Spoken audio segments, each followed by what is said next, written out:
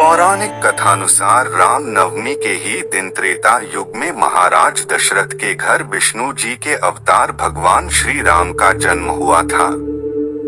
मर्यादा पुरुषोत्तम भगवान राम का जन्म रावण के अंत के लिए हुआ था।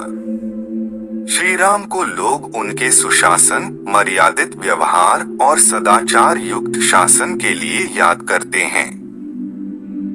रामनवमी को भगवान श्री राम का जन्म हुआ था। श्री राम का जन्म चैत्र शुक्ल पक्ष की नवमी और अभिजित मुहूर्त में हुआ था। श्री तुलसीदास कृत रामचरितमानस में आया है। नवमी तिथि मधुमास पुनीता, शुक्ल पक्ष अभिजित हरिप्रीता, मध्य दिवस अति शीत न घामा, पावन काल लोक विश्रामा। पवित्र चैत्र का महीना था। नवमी तिथि थी। शुक्ल पक्ष और भगवान का प्रिय अभिजित मुहूर्त था। दोपहर का समय था। न बहुत सर्दी थी, न धूप गर्मी थी। वह पवित्र समय सब लोगों को शांति देने वाला था।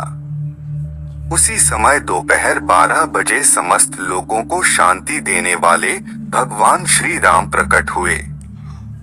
बोलिए रामचंद्र लला की जय।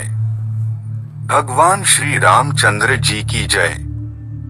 इस दिन बड़ी संख्या में श्रद्धालु श्री राम की जन्मभूमि अयोध्या आते हैं और प्रातःकाल सरयू नदी में स्नान कर भगवान के मंदिर में जाकर भक्तिपूर्वक उनकी पूजा अर्चना करते हैं।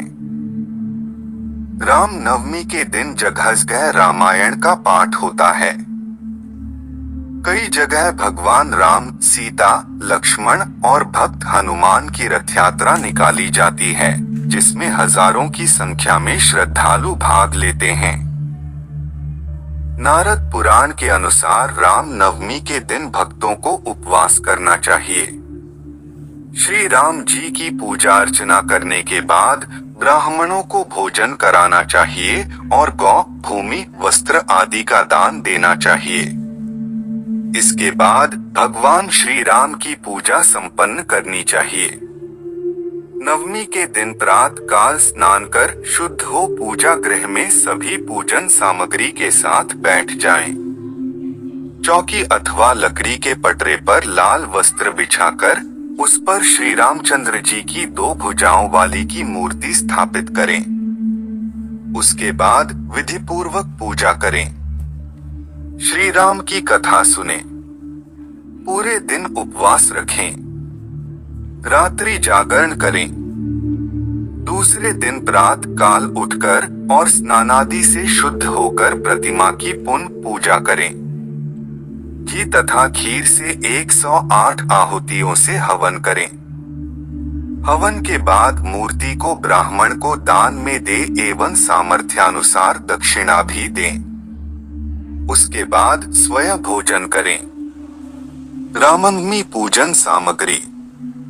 श्री राम जी की प्रतिमा चौकी लकड़ी का पटरा वस्त्र, 2 लाल 1 पीला, यज्ञोपवीत धूप दीप घय नैवेद्य ऋतु फलक पूरक तांबूल दूध दही घी शहद शर्करा पान का पत्ता सुपारी गुड़ पूर पुष्प दीप तुलसी दल फल नारियल कलश मिट्टी का गंगा जल शुद्ध जलासन। श्री राम कथा। सूर्यवंश में दशरथ नाम के एक राजा थे। उनकी 3 रानियां थी, कौशल्या, कैकेयी तथा सुमित्रा। लेकिन राजा दशरथ के कोई संतान न था। गुरु वशिष्ठ की आज्ञा से राजा दशरथ ने पुत्रेष्टि यज्ञ किया, जिसके प्रभाव से तीनों रानियां गर्भवती हुई और समय आने पर कौशल्या से राम, कैकेयी से भरत तथा सुमित्रा से शत्रुघ्न एवं लक्ष्मण का जन्म हुआ। चारों ओर प्रसन्नता छा गई। चारों राजकुमार का लालन पालन होने लगा। उन दिनों राक्षसों का बहुत प्रकोप था। एक दिन गुरु विश्वामित्र अयोध्या नगरी पधारे। उन्होंने राजा दशरथ से श्री राम और लक्ष्मण को मांगा, जिससे वे अपना यज्ञ निर्विघ्न रूप से संपन्न कर सके। श्री रामचंद्र और लक्ष्मण जी मुनि विश्वामित्र के साथ उनके आश्रम में चले गए। यज्ञ की रक्षा करते हुए श्री रामचंद्र जी ने ताड़का नामक राक्षस का वध किया। उसी दौरान उन्होंने खरदूषण का भी वध किया। मुनि विश्वामित्र का यज्ञ निर्विघ्न पूर्ण हुआ। उसके बाद मुनि विश्वामित्र दोनों राजकुमार को लेकर मिथिला नगरी की ओर चल पड़े, जहां राजा जनक ने अपनी पुत्री का स्वयंवर आयोजित किया था। रास्ते में श्री रामचंद्र जी ने पत्थर की बनी हुई अहिल्या को शाप मुक्त करवाया। कुछ दिनों बाद दोनों राजकुमार मुनि विश्वामित्र के साथ मिथिला नगरी पहुँचे। राजा जनक ने अपनी पुत्री सीता के विवाह के लिए यह शर्त रखी थी कि जो भी राजकुमार या राजा शिवजी के धनुष पर प्रत्यंचा चढ़ाएगा, उसी के साथ वे अपनी पुत्री सीता का विवाह करेंगे। दोनों राजकुमार विश्वामित्र के साथ जनक के राज्यसभा में सीता के स्वयंवर को देखने गए। प्रतिज्ञा के अनुसार सभी आमंत्रित राजाओं ने शिवजी के धनुष को उठाने की कोशिश की, लेकिन सफल न हो सके। यह देखकर राजा जनक को बहुत निराशा हुई। तब मुनि विश्वामित्र ने श्री राम जी को आज्ञा दी कि वे धनुष को उठाकर प्रत्यंचा कह आए, जिससे राजा जनक की प्रतिज्ञा पूरी हो। गुरु की आज्ञा पाकर श्री रामचंद्र जी ने शिवजी के धनुष को उठाया और प्रत्यंचा चढ़ाने के समय वह धनुष टूट गया।